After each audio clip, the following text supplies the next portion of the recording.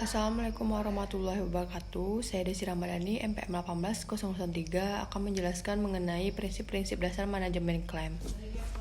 Ada beberapa prinsip dasar manajemen klaim. Yang pertama yaitu ada insurable interest, di mana hak untuk mengasuransikan yang dilakukan karena adanya hubungan atau kepentingan, di mana kepentingan tersebut mengasuransikan antara tertanggung dan yang diasuransikan, lebih mengedepankan jaminan asuransi bagi pihak yang ditunjuk, di mana pihak yang ditunjuk masih cukup bergantung secara finansial pada pihak yang tertanggung.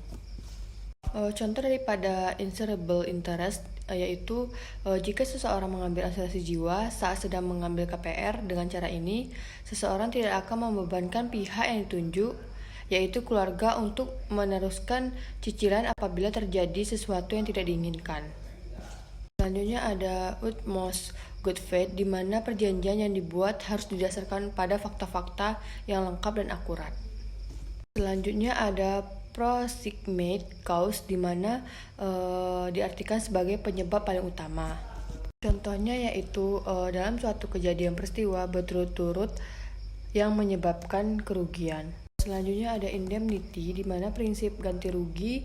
Prinsip ini lebih mengatur pihak perusahaan asuransi untuk membayarkan pergantian kerugian sesuai dengan premi, di mana contohnya yaitu Citra membeli asuransi kebakaran untuk rumahnya untuk memperkecil premi, atau tujuan lain, rumah yang bernilai 100 juta dipertanggungan dengan nilai 70 juta alias 70% dari nilai realnya. Selanjutnya yaitu ada subrogation, di mana pengalihan hak dari tertanggung kepada penanggung setelah klaim asuransi sudah dibayarkan. Jadi hak subrogasi ini akan lebih beralih kepada pihak asuransi.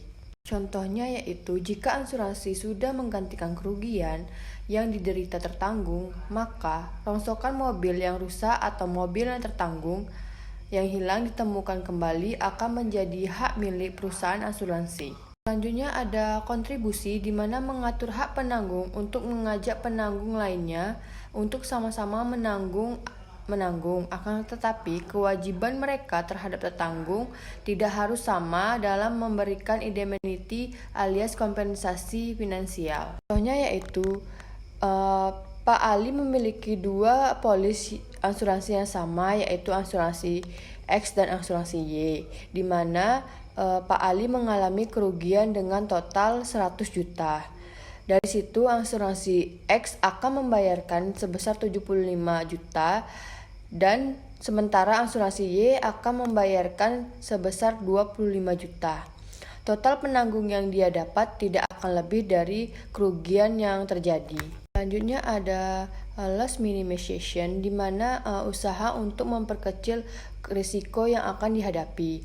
Minimization terbagi menjadi dua, yaitu ada price loss minimization, di mana tindakan memperkecil terjadinya suatu risiko yang dilakukan sebelum terjadinya kerugian. Contohnya, menempatkan alat pendeteksi kebakaran. Yang kedua ada post loss minimization, di mana tindakan memperkecil adanya suatu risiko yang dilakukan sesudah terjadinya kerugian. Contohnya, menyelamatkan sisa-sisa barang akibat kebakaran agar dapat dijual untuk mengurangi kerugian, dan sprinkler untuk meminimalkan dampak kebakaran.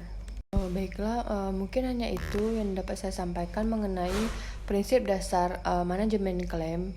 Lebih dan kurangnya saya mohon maaf. Assalamualaikum warahmatullahi wabarakatuh.